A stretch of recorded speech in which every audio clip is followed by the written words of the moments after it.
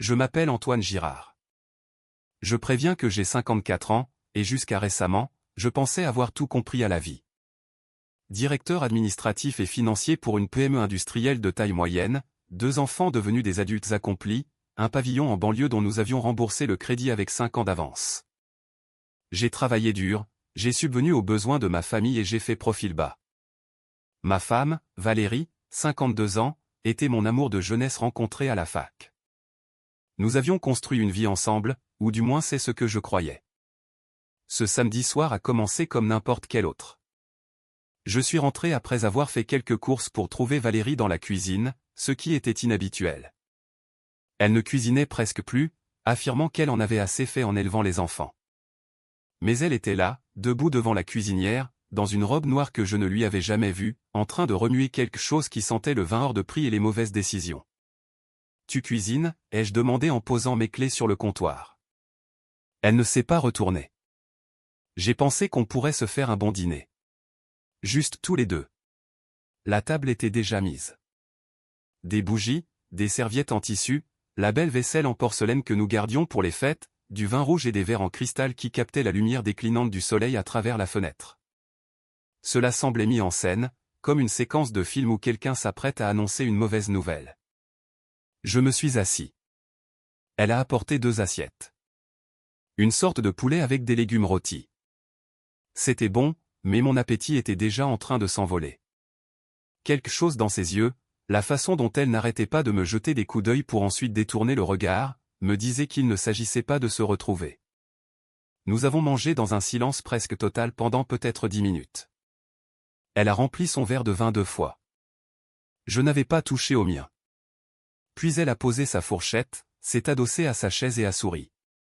Pas un sourire chaleureux, quelque chose de plus froid, presque triomphant. « Il faut que je te dise quelque chose », a-t-elle déclaré. J'ai levé les yeux de mon assiette. J'ai eu une aventure d'un soir. Elle a fait une pause, observant mon visage pour guetter une réaction. Et honnêtement, je le referai. Les mots sont restés suspendus dans l'air entre nous comme de la fumée. Je pouvais sentir qu'elle attendait, s'attendant à ce que j'explose, que je crie, que j'exige des détails, peut-être que je jette quelque chose. C'est ce qu'elle voulait. J'ai compris qu'elle cherchait une réaction, du drame, une preuve que je tenais encore assez à elle pour perdre le contrôle. Au lieu de cela, j'ai repris ma fourchette et j'ai pris une autre bouchée, j'ai mâché lentement, j'ai avalé, puis j'ai reposé la fourchette avec un soin délibéré. « D'accord », ai-je dit. Son sourire a vacillé pendant un instant. « D'accord, c'est tout ce que tu as à dire ?» Je me suis levé, j'ai pris mon assiette et j'ai marché jusqu'à l'évier, je l'ai rincée, séchée, et remise dans le placard où elle devait être. Derrière moi, je pouvais l'entendre s'agiter sur sa chaise, la confusion palpable dans son silence. « Antoine, tu m'écoutes au moins. » Je me suis retourné et je l'ai regardé droit dans les yeux. « Je t'ai entendu. » Ensuite, je suis monté à notre chambre, j'ai fermé la porte et je me suis assis au bord du lit. Mes mains ne tremblaient pas. Ma respiration était régulière car ce n'était pas une surprise. Pas vraiment. C'était une confirmation. Et je me préparais à ce moment depuis bien plus longtemps qu'elle ne pouvait l'imaginer. Le dossier sur mon ordinateur portable intitulé « Plan de secours » s'étoffait depuis 8 mois. Relevé bancaire, archives de mai, images de la caméra de sécurité. Elle ignorait que j'avais tout sauvegardé sur le cloud. J'avais appris à être patient, à tout documenter, à attendre qu'elle fasse le premier pas. Et maintenant, c'était fait. Au matin, alors qu'elle s'attendrait à ce que son café habituel lui soit apporté au lit comme je le faisais depuis plus de 2 décennies, elle découvrirait que certaines routines meurent en silence. Pas de cris, pas de supplications, juste le bruit de son monde commençant à s'effondrer sous ses pieds, un compte bloqué à la fois. Les dimanches matins suivaient autrefois un rythme précis. Je me réveillais à 6h30, je descendais, je moulais les grains de café du torréfacteur du centre-ville que Valérie préférait, je préparais une cafetière entière, je lui versais une tasse avec un nuage de lait et un demi-sucre. Et je la montais sur le plateau en bois que sa mère nous avait offert il y a des années. Elle s'étirait, souriait, et faisait semblant que nous étions toujours le couple de nos photos de mariage. Ce matin-là, je me suis réveillé à 6h30 comme toujours, mais au lieu de me diriger vers la cuisine, je me suis habillé. Pantalon de costume, chemise boutonnée, la veste bleu marine que je portais pour les comités de direction. Je me suis peigné, j'ai mis de l'eau de Cologne, j'ai attrapé ma serviette en cuir dans le placard.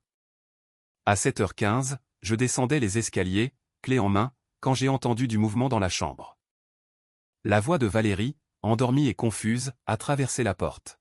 « Antoine, tu prépares le café. » Je n'ai pas répondu, j'ai juste continué à marcher. Dans la cuisine, je me suis versé un verre d'eau, je l'ai bu lentement en regardant par la fenêtre vers notre jardin. Le portique que nous avions installé pour les enfants était toujours là, rouillé maintenant, mais toujours debout. Je me suis souvenu de Lucas à 5 ans, de Chloé à 3 ans. Tous les deux riaient pendant que je les poussais de plus en plus haut. Valérie était à l'intérieur, au téléphone avec sa mère, les regardant à peine. J'ai entendu des pas dans les escaliers. Plus rapide maintenant, urgent. Elle est apparue dans l'embrasure de la porte de la cuisine, les cheveux en bataille, portant ce peignoir en soie que je lui avais acheté pour Noël il y a 3 ans. Celui qu'elle disait être trop cher, mais qu'elle portait constamment quand elle voulait se sentir élégante. « Où vas-tu » a-t-elle demandé. J'ai posé le verre dans l'évier. Je sors. Sortir où? On est dimanche matin. J'ai ramassé ma serviette en cuir et je l'ai regardée directement. Le mot de passe du compte joint a été changé. Son visage s'est figé. Quoi? Tu m'as entendu. Je suis passé devant elle en direction de la porte d'entrée. Elle m'a suivi, la voix montant d'un cran. Antoine, de quoi tu parles? Pourquoi as-tu changé le mot de passe? J'ai ouvert la porte, faisant un pas dehors dans l'air frais du matin. Essaie de te connecter. Tu verras. Antoine. Elle se tenait maintenant sur le porche, pieds nus, les bras croisés. C'est ridicule. Remets l'ancien mot de passe. Je suis monté dans ma voiture, j'ai démarré le moteur. À travers le pare-brise, je pouvais voir son visage passer de la confusion à la colère. Elle a sorti son téléphone, essayant probablement d'accéder au compte sur le champ. Je savais ce qu'elle allait voir, accès refusé. J'ai reculé hors de l'allée et je suis parti. Dans mon rétroviseur, elle était toujours là, téléphone en main, l'air plus petite que je ne l'avais jamais vue. Je ne suis pas allé au bureau. Je suis allé dans un café à 3 villes de là, le genre d'endroit où personne ne me connaissait. J'ai commandé un café noir et un croissant, je me suis assis près de la fenêtre et j'ai sorti mon téléphone. Déjà 3 appels en absence de Valérie. Puis un SMS. Qu'est-ce qui se passe, bordel? Un autre. Tu fais un drame pour rien. Un autre. Je n'ai pas le temps pour ça. Règle le problème du compte. J'ai mis mon téléphone en silencieux et j'ai ouvert ma boîte mail. Le message que j'avais rédigé la nuit dernière était toujours là, prêt à être envoyé. Objet, mise à jour de l'accès au compte. Destinataire, notre gestionnaire de patrimoine, notre expert comptable, notre notaire. J'ai cliqué sur envoyer. Dans les 20 minutes, Valérie essaierait d'appeler les 3. Ils lui diraient tous la même chose, Monsieur Girard a demandé des restrictions temporaires sur les actifs conjoints dans l'attente d'un examen juridique. Pour toute question, veuillez consulter un conseiller indépendant. Conseiller indépendant. Ces 2 mots allaient s'abattre comme un marteau. J'ai fini mon café, j'ai ouvert mon ordinateur portable et j'ai commencé à revoir la phase suivante. À midi, son abonnement au spa serait rejeté. À 14h, le prélèvement de sa box de vin échouerait. Le soir, le paiement automatique pour la LOA de sa voiture serait refusé. Je ne détruisais rien. Je retirais simplement ma participation, calmement, méthodiquement, la laissant découvrir, pièce par pièce, à quel point sa vie confortable avait été bâtie sur mon silence. Elle pensait que mon calme de la nuit dernière signifiait que je m'en fichais. Elle allait apprendre que cela signifiait que j'étais déjà passé à autre chose. Le lundi matin, le monde de Valérie commençait à s'effilocher sur les bords. Je le savais parce que je l'avais conçu ainsi. Chaque fil que je tenais depuis des années, je le lâchais maintenant un par un, observant combien de temps il lui faudrait pour remarquer que la structure s'effondrait. Je suis allé travailler comme d'habitude. J'ai vérifié mes emails, examiné les rapports financiers, assisté à la réunion opérationnelle du matin.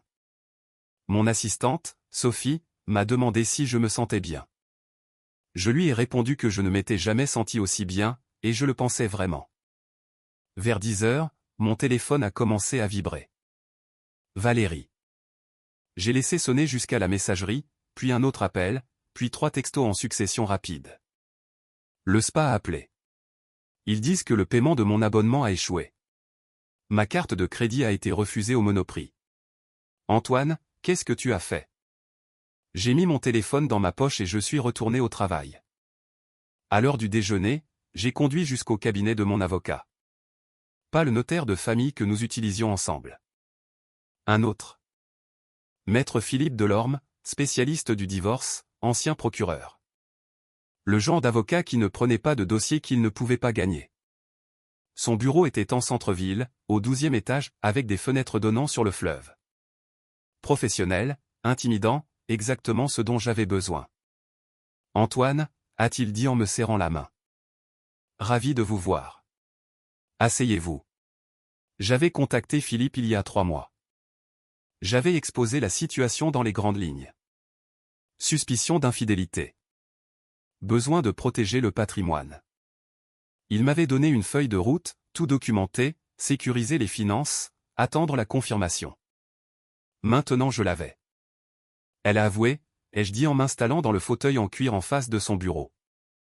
Samedi soir, elle l'a dit carrément. Une aventure d'un soir et elle a dit qu'elle le referait. Philippe a hoché la tête lentement, prenant des notes sur son bloc-notes juridique. Des témoins. Juste moi. Mais j'ai des enregistrements. Il a haussé un sourcil. Des enregistrements? Le système de sécurité de la maison. Audio et vidéo. Elle ne sait pas que ça sauvegarde sur le cloud. J'ai toute la conversation. Il a posé son stylo. C'est solide. Qu'avez-vous d'autre? J'ai sorti une clé USB de ma serviette, je l'ai fait glisser sur son bureau. Des relevés bancaires montrant des dépenses irrégulières, des frais d'hôtel sur sa carte de crédit, des SMS entre elle et un certain Thomas Lenoir. Il est consultant dans l'agence de communication de son ami. Ils se sont rencontrés lors d'un événement de réseautage il y a 8 mois. Philippe a branché la clé, a ouvert les fichiers sur son ordinateur. Il les a fait défiler en silence, son expression impassible. Après plusieurs minutes, il a levé les yeux. C'est minutieux. Très minutieux. Je suis directeur financier, ai-je dit. Les détails, c'est un peu mon rayon. Il a souri légèrement. Eh bien, votre souci du détail est sur le point de vous épargner beaucoup d'argent et de maux de tête. Avec ces preuves, nous pouvons déposer une demande de divorce pour faute. L'adultère est toujours une cause reconnue par la justice française. Cela affecte la prestation compensatoire, la liquidation du régime matrimonial, tout. Parfait. Je veux agir vite. À quelle vitesse? J'ai déjà bloqué les comptes joints. Elle s'en est probablement déjà rendue compte. Je veux que les papiers soient déposés d'ici la fin de la semaine. Philippe s'est adossé à sa chaise, m'étudiant. Vous comprenez que ça va devenir moche. Elle va se battre. Laissez-la se battre. Qu'en est-il de prendre les devants? Il a hoché la tête. Très bien. Je rédige la requête aujourd'hui. Nous inclurons les preuves d'adultère, demanderons des mesures provisoires sur les mouvements d'actifs, et demanderons la dissolution complète. Vous devrez être préparé à sa réaction. Je suis prêt. Nous nous sommes serrés la main. J'ai quitté son bureau en me sentant plus léger que je ne l'avais été depuis des mois. La machine était en marche maintenant. Légale, méthodique, irréversible. Quand je suis retourné à ma voiture, j'avais 14 appels en absence de Valérie. Je les ai tous supprimés sans les écouter. Elle voulait mon attention. Maintenant elle l'avait, mais pas le genre qu'elle attendait. Valérie m'attendait quand je suis rentré à la maison ce soir-là, ni dans la cuisine, ni à l'étage, mais dans le salon, assise sur le canapé, les bras croisés, le visage figé dans cette expression que j'avais vue 1000 fois auparavant. Celle qui disait qu'elle était la personne raisonnable et que j'étais difficile. Il faut qu'on parle, a-t-elle dit au moment où j'ai franchi la porte.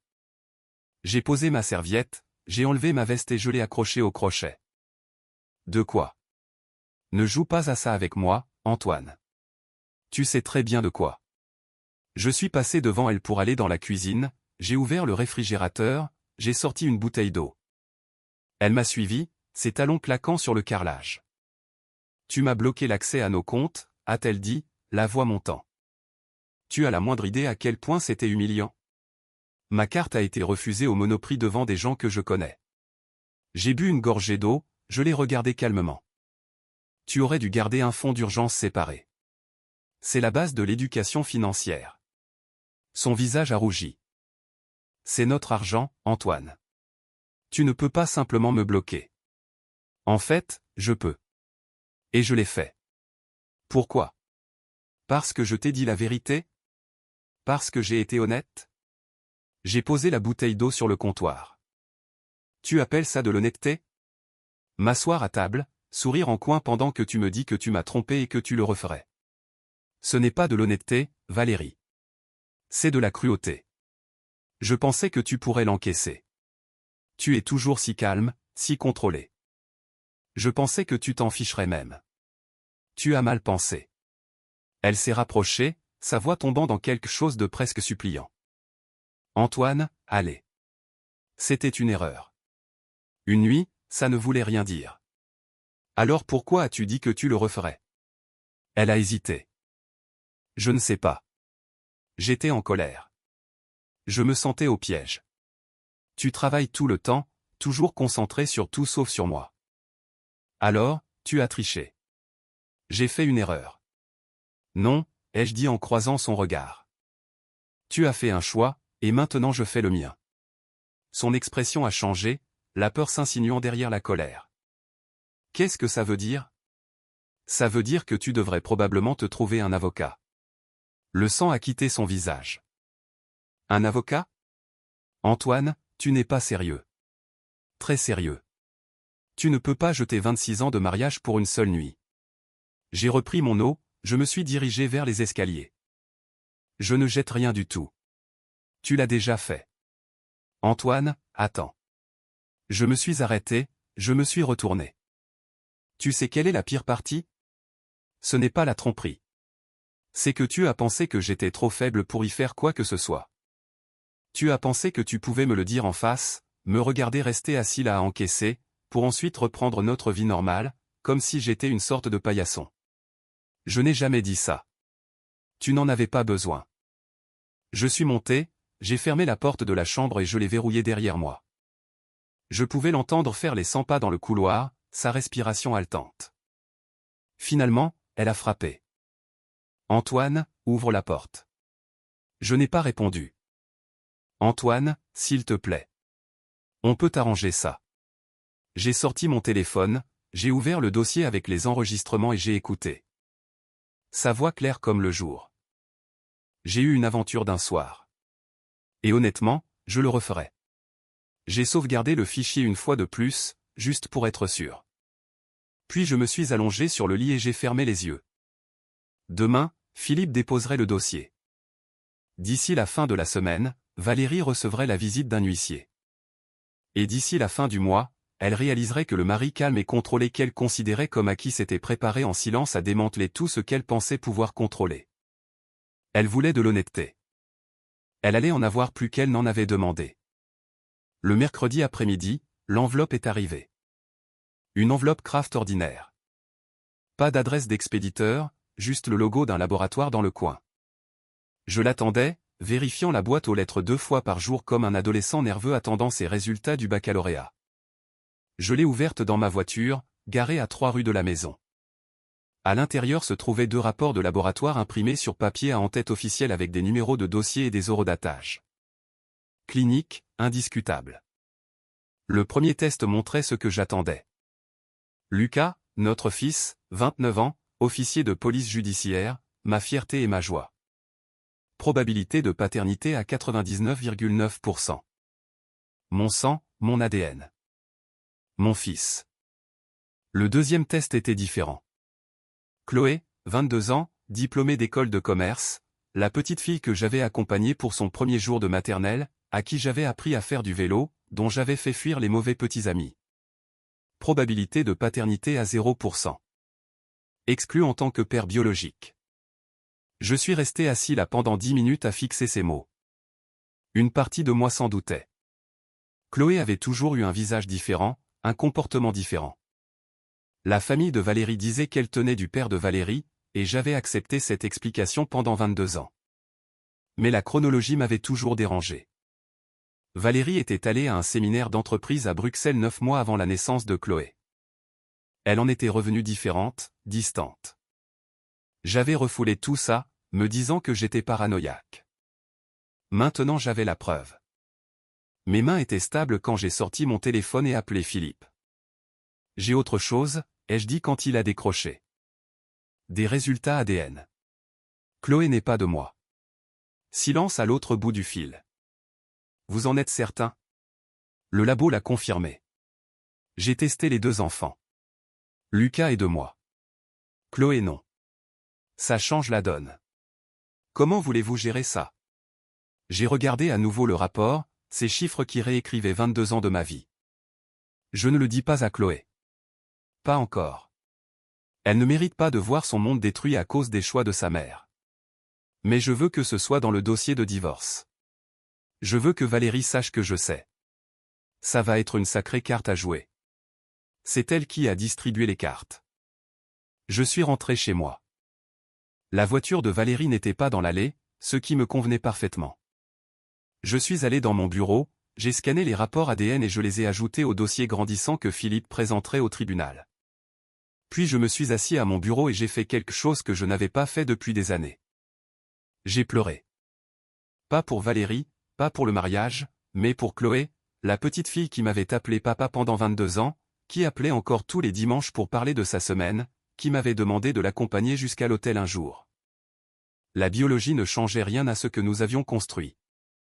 J'étais son père dans tous les sens du terme. Mais Valérie nous avait volé quelque chose à tous les deux. Elle avait menti chaque jour pendant plus de 2 décennies. Et cette trahison coupait plus profondément que tout le reste. Quand Valérie est rentrée ce soir-là, j'étais dans la cuisine en train de préparer le dîner. Elle est entrée prudemment, comme on s'approche d'un animal sauvage. « Antoine » a-t-elle dit doucement. « Pouvons-nous s'il te plaît parler ?» J'ai dressé mon assiette. Je ne l'ai pas regardé. Rien à dire. Il y a tout à dire. C'est notre mariage, notre famille. Je me suis tourné pour lui faire face. Parle-moi de Bruxelles. Son visage est devenu livide. Quoi? Il y a 23 ans. Ce séminaire d'entreprise où tu es allé à Bruxelles. Parle-moi de ça. Elle a dégluti difficilement. Je ne comprends pas ce que ça a à voir avec. Qui est le père de Chloé, Valérie? Le silence qui a suivi était assourdissant. Elle a ouvert la bouche, l'a refermée, l'a ouverte à nouveau. Aucun mot n'est sorti. C'est bien ce que je pensais, ai-je dit, et je suis passé devant elle avec mon assiette. Derrière moi, je l'ai entendu commencer à pleurer, mais je ne me suis pas arrêté. Je ne l'ai pas réconfortée. Je ne lui ai pas donné l'absolution qu'elle désirait. Elle avait eu 22 ans pour me dire la vérité. Maintenant, elle devrait vivre avec les conséquences. Le jeudi matin, Lucas a débarqué à mon bureau. Il était en uniforme, insigne et arme de service visible. Cette expression sérieuse que prennent les flics quand ils s'apprêtent à annoncer une mauvaise nouvelle ou à poser des questions difficiles. Mon assistante m'a appelé sur l'interphone. « Antoine, votre fils est là pour vous voir. Faites-le entrer. » Lucas a fermé la porte derrière lui. Il ne s'est pas assis. Il est resté planté là, les bras croisés, me regardant de la façon dont il regardait probablement les suspects. « Papa, qu'est-ce qui se passe ?» Je me suis adossé à mon fauteuil. « Ta mère ne te l'a pas dit ?» Elle m'a appelé en pleurs hier soir. Quelque chose à propos de tests ADN et de Bruxelles. Ces explications n'avaient aucun sens. J'ai ouvert le rapport scanné sur mon ordinateur, et j'ai tourné l'écran vers lui. Chloé n'est pas biologiquement ma fille. Il a fixé le rapport pendant un long moment. Puis il s'est assis lourdement sur la chaise en face de mon bureau. Seigneur. Ouais. Est-ce que Chloé le sait? Pas encore. Je ne veux pas qu'elle le sache jusqu'à ce que je trouve comment le lui dire. Si je le lui dis. Lucas s'est passé la main sur le visage. C'est de la folie. J'ai vu maman avec ce type il y a 1 an et maintenant ça. Depuis combien de temps ment-elle? 22 ans, apparemment. Il a levé les yeux vers moi et j'ai vu quelque chose dans son regard que je n'avais jamais vu auparavant. De la colère. Une colère brute et protectrice. Je suis désolé, papa. J'aurais dû dire quelque chose quand je l'ai vu. J'aurais dû. Ce n'est pas ta faute, fils. C'est la sienne. Malgré tout, tu ne méritais rien de tout ça. Nous sommes restés assis en silence pendant un moment. Puis Lucas s'est redressé. La mâchoire serrée. Je suis avec toi. Quoi qu'il arrive. Maman a fait ses choix. Tu es mon père. Point barre. J'apprécie, vraiment. Et pour Chloé? Quand vas-tu lui dire? Je ne sais pas encore. Peut-être jamais. Elle n'a pas apporté ce fardeau. Lucas a hoché la tête lentement. Elle finira par le découvrir. Maman lui dira probablement elle-même pour essayer d'attirer sa sympathie. Laisse-la essayer. Chloé est intelligente. Elle verra clair dans son jeu. Tu vas garder une relation avec Chloé après tout ça. J'ai croisé son regard. C'est ma fille. La biologie n'y change rien. Je l'ai élevée. Je l'aime. Les mensonges de Valérie n'effacent pas 22 ans. L'expression de Lucas s'est adoucie. Bien, parce que Chloé t'admire. Ça a toujours été le cas. Je sais. Il s'est levé, a ajusté son ceinturon. Je dois retourner au travail. Mais papa, sérieusement, quoi que tu aies besoin, tu m'appelles, de jour comme de nuit. Nous nous sommes serrés la main. Puis il m'a pris dans ses bras. Le genre d'étreinte que se donnent les hommes quand les mots ne suffisent pas. Quand je l'ai lâché, il m'a regardé une dernière fois. Maman pensait que tu étais faible parce que tu es silencieux. Mais je t'ai observé toute ma vie. Tu es l'homme le plus fort que je connaisse. Après son départ, je suis resté seul dans mon bureau à fixer le vide. Mon fils me soutenait. Ma fille, biologique ou non, était toujours ma fille. Et Valérie était sur le point de découvrir que détruire une famille a des conséquences. L'huissier de justice serait à la maison dans 2 heures. Ce soir, elle aurait les papiers du divorce entre les mains. La semaine prochaine, elle serait assise en face de son propre avocat à essayer de comprendre à quel point elle avait mal calculé son coup. Et moi, j'avancerais sans elle, sans les mensonges, enfin libre. L'effondrement de Valérie s'est accéléré au cours de la semaine suivante. J'ai observé ça de loin, à travers les SMS de Lucas, les appels des voisins, les rapports du cabinet de Philippe. Elle était devenue instable, désespérée, faisant des choix qui ne faisaient que creuser sa tombe un peu plus profondément. D'abord, elle a essayé d'accéder à nos comptes d'épargne retraite, les a trouvés bloqués, a appelé la société d'investissement, a exigé qu'ils rétablissent son accès. Ils l'ont renvoyée vers leur service juridique. Le service juridique l'a renvoyée vers moi. Elle m'a laissé 8 messages vocaux rien que ce jour-là. Je n'en ai écouté aucun. Ensuite, elle est allée à notre club de tennis et de golf privé, celui où nous étions membres depuis 15 ans. Elle a essayé de faire mettre un déjeuner sur notre compte. La carte a été refusée. Elle a fait un scandale. Selon Marguerite du cabinet de Philippe, dont la sœur y travaillait, elle a haussé le ton sur l'hôtesse, a exigé de parler au directeur, a affirmé que je la maltraitais financièrement.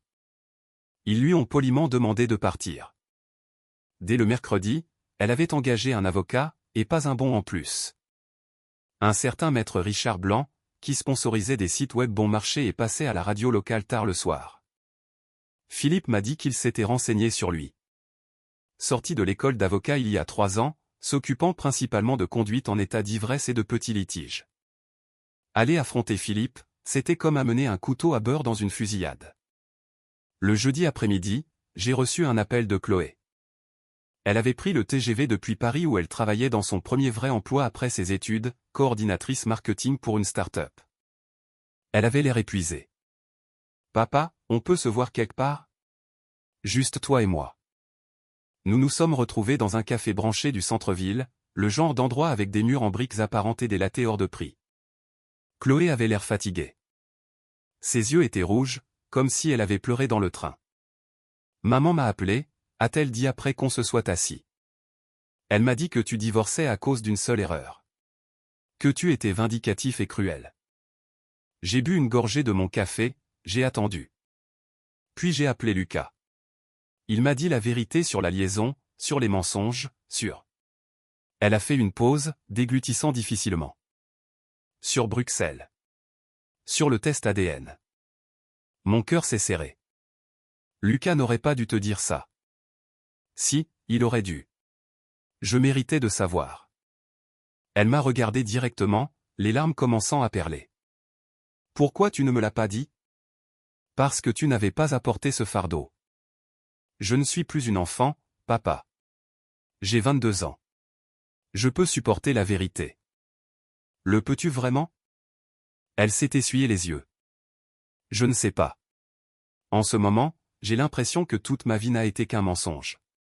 Mais ça ne change pas ce que je ressens pour toi. Tu es mon père, Antoine, a-t-elle affirmé, la voix brisée mais forte. J'ai tendu la main à travers la table et j'ai pris la sienne. Tu es ma fille. Rien ne changera jamais ça. Est-ce que le père biologique est au courant? Je ne sais même pas qui c'est. Ta mère n'a rien dit. Elle a retiré sa main, la colère brillant dans ses yeux. Bien sûr que non, parce que c'est une lâche. Elle a eu 22 ans pour nous dire la vérité à tous les deux, et elle a choisi de continuer à mentir. Je suis désolé que tu aies dû l'apprendre de cette façon. Moi non. Je suis contente de savoir, parce que maintenant je comprends pourquoi tu fais ça. Il ne s'agit pas de vengeance ou de cruauté. Il s'agit de respect de soi. Tu mérites mieux que ce qu'elle t'a donné. Nous avons discuté pendant encore 1 heure. Elle m'a parlé de son travail, de son appartement à Paris, du garçon qu'elle fréquentait. Une conversation normale entre un père et sa fille, malgré les circonstances anormales. Quand nous nous sommes serrés dans les bras pour nous dire au revoir sur le parking, elle s'est accrochée fort à moi. Je t'aime, papa. Je t'aime aussi, ma puce. Je ne vais pas voir maman pendant un moment. Je ne peux pas. Pas tant que je n'aurai pas trouvé comment digérer tout ça. C'est ton choix. Je ne t'influencerai ni dans un sens ni dans l'autre. Elle a reculé, m'a regardé avec quelque chose qui ressemblait à de l'admiration. Lucas avait raison. Tu es plus fort que ce que tout le monde croit, y compris maman. Après son départ, je suis resté assis dans ma voiture pendant un long moment. Ma fille, biologique ou non, m'avait choisi. Mon fils me soutenait, et Valérie découvrait que brûler les ponts vous laisse bloquer du mauvais côté de la rive. Philippe a appelé ce soir-là. L'avocat de Valérie avait déposé une réponse.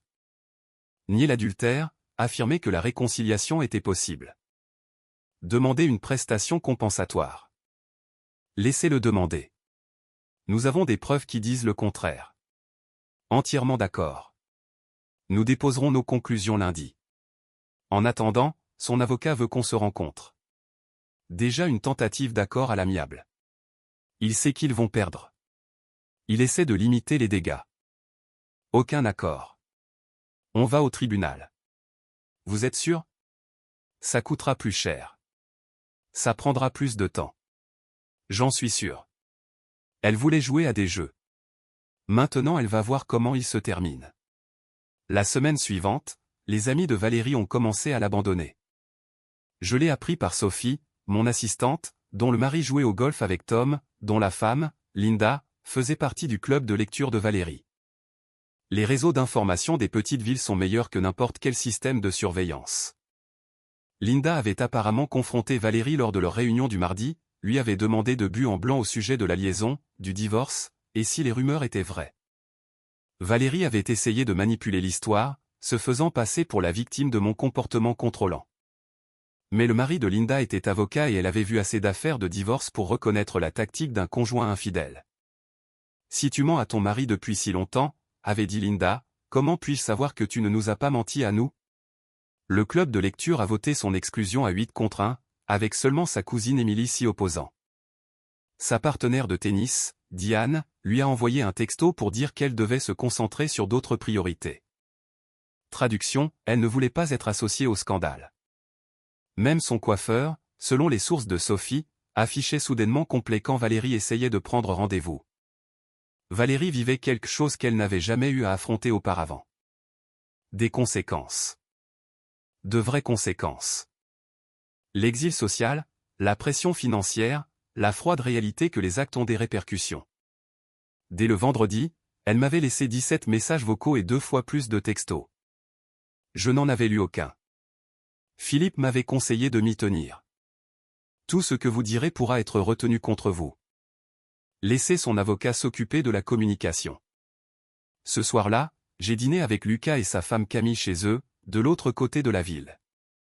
Chloé était rentrée à Paris mais s'était jointe à nous en appel vidéo. C'était irréel d'être assis là avec mes enfants, à parler de leur mère comme si c'était une étrangère que nous avions connue autrefois. Elle n'arrête pas de m'appeler, a dit Camille. Elle était infirmière, pragmatique et directe.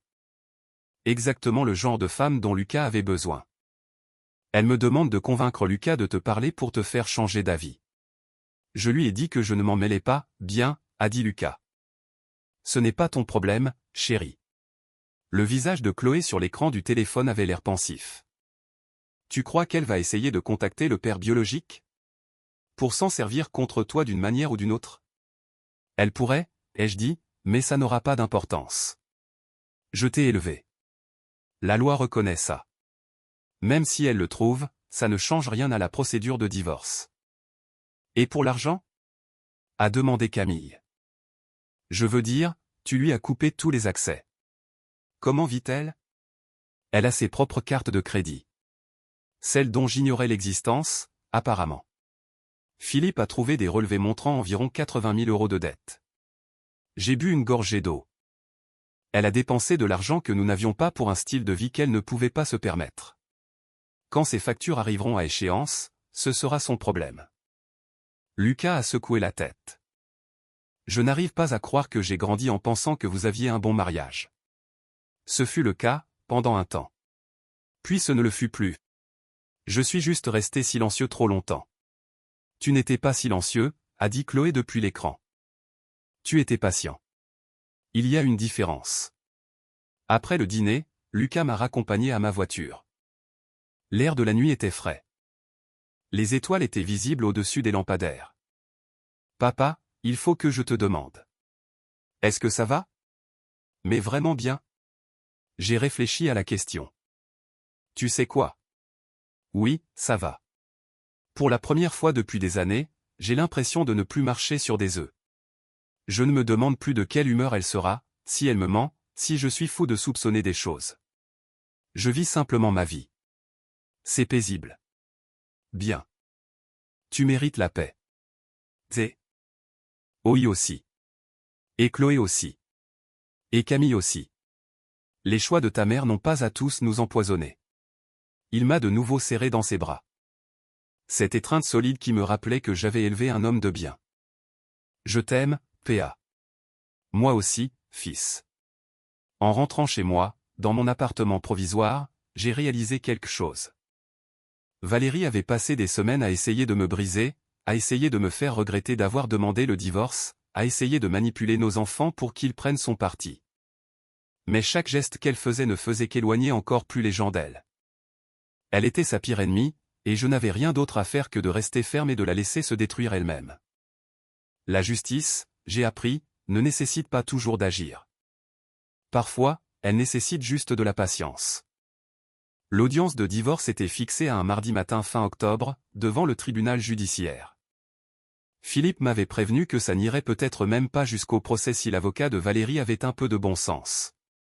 Mais maître Richard Blanc croyait apparemment pouvoir accomplir un miracle sans preuve et avec une cliente coupable. La salle d'audience était plus petite que ce que j'imaginais, avec des boiseries, des néons, et un buste de Marianne dans le coin sous la devise de la République.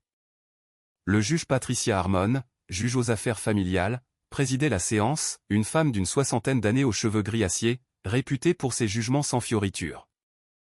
Valérie était assise à l'autre table avec son avocat, portant une robe bleu marine classique et très peu de bijoux. Le costume de l'épouse bafouait. Elle m'a jeté un regard quand je suis entré. Je n'y ai pas prêté attention. Philippe a exposé notre dossier méthodiquement. Il a présenté les images de sécurité des aveux de Valérie, les relevés bancaires montrant ses dépenses secrètes, les reçus d'hôtel, les SMS avec Thomas Lenoir remontant à 9 mois. Chaque élément de preuve était horodaté, documenté, irréfutable. Ensuite, il a présenté les résultats ADN.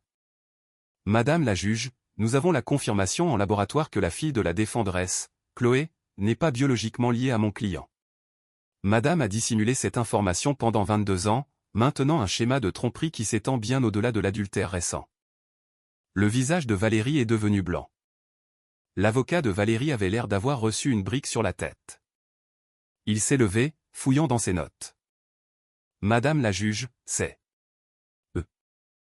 une information hautement préjudiciable qui n'a aucune incidence sur la dissolution actuelle. Elle a une incidence totale, l'a interrompu Philippe calmement. Le juge Harmon a étudié le rapport ADN. Puis elle a regardé Valérie. Madame, saviez-vous que l'enfant n'était pas de votre mari? L'avocat de Valérie lui a chuchoté quelque chose. Elle a hoché la tête, a parlé doucement. Oui, madame la juge. Et vous n'avez jamais révélé cela à votre mari? Non, madame la juge. 22 ans de tromperie.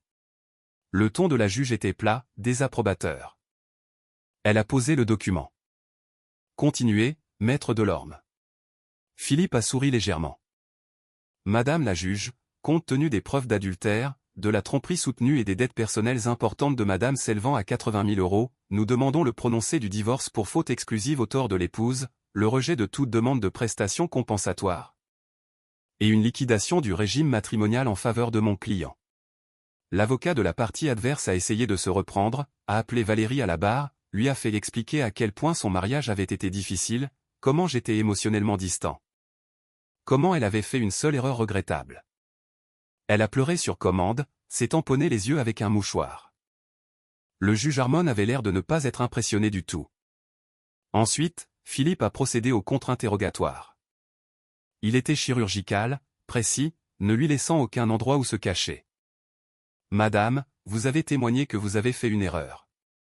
Combien de fois avez-vous rencontré Monsieur Lenoir? Je ne me souviens pas exactement. Nous avons des documents prouvant 17 visites séparées à l'hôtel sur 8 mois.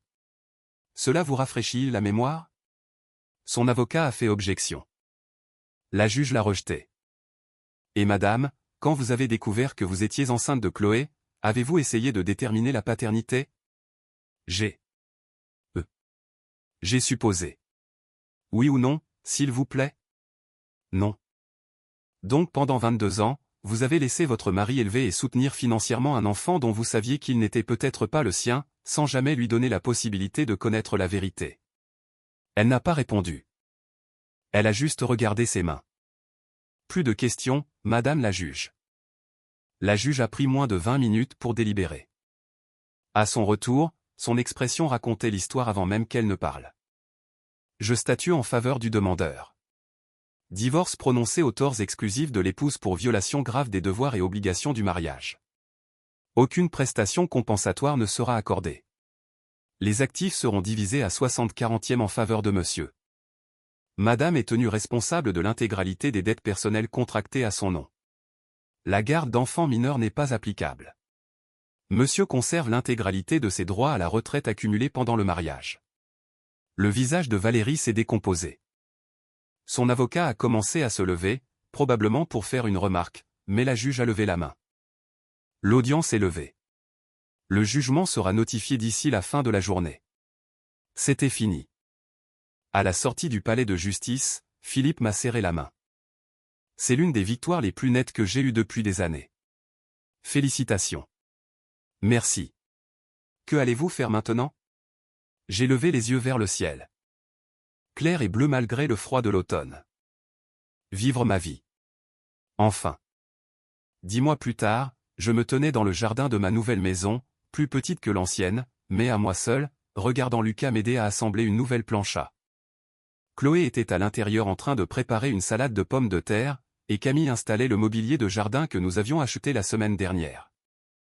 La vie s'était installée dans une routine que je reconnaissais à peine. Paisible, simple, mienne. Le divorce avait été finalisé en novembre. Valérie avait emménagé dans un petit appartement de l'autre côté de la ville et avait commencé à travailler comme réceptionniste dans un cabinet dentaire. Ses amis ne sont jamais revenus. Ses dettes la suivaient comme une ombre. J'avais appris par Lucas qu'elle avait essayé de recontacter Thomas, mais il avait bloqué son numéro. Il s'avère que les amants d'un soir ont tendance à fuir quand le fantasme devient la réalité. J'avais vendu l'ancienne maison, partagé les bénéfices selon l'ordonnance du tribunal. J'avais acheté cet endroit comptant, sans crédit immobilier, sans lien avec le passé. 3 chambres, un jardin correct, un quartier calme. Tout ce dont j'avais besoin et rien de superflu. Passe-moi cette clé, a dit Lucas en montrant du doigt. Je la lui ai passée, je l'ai regardé serrer le dernier boulon du montage de la plancha. Merci pour le coup de main. Pas de problème, PA. Qu'est-ce qu'on fait griller, au fait? Des entrecôtes. De la bonne viande. Super. Chloé est sortie avec un saladier, suivi par Camille avec des assiettes en carton. À table quand vous voulez. Nous nous sommes assis autour de la nouvelle table de jardin. Tous les 4, mangeant et parlant de choses sans grande importance. Le nouveau poste d'infirmière de Camille. La promotion de Lucas comme officier de police judiciaire. La prochaine présentation de Chloé au travail. Des conversations de famille normales, le genre de choses qui m'avaient manqué pendant des années. As-tu eu des nouvelles de maman, a fini par demander Chloé, d'un ton prudemment neutre. Non, et toi? Elle a envoyé un SMS la semaine dernière, m'a demandé si on pouvait prendre un café. Que as-tu répondu? Que je n'étais pas encore prête.